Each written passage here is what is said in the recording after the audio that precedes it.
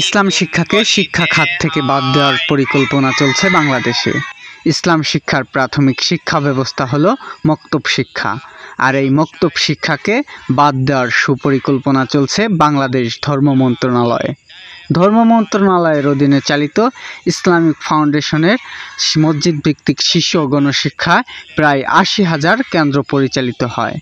প্রতিটি মসজিদে সকালে মক্তবের মাধ্যমে ছোট ছোট সোনামণিদেরকে শুদ্ধভাবে কোরআন শিক্ষা দেওয়া হয়। ইমাম ও মুয়াজ্জিনরা বিশুদ্ধভাবে তাদেরকে কোরআন শিক্ষা দেয়, আর এই শিক্ষার মাধ্যমেই শিশুরা ধার্মিক এবং নৈতিক মানুষ হিসেবে গড়ে ওঠে।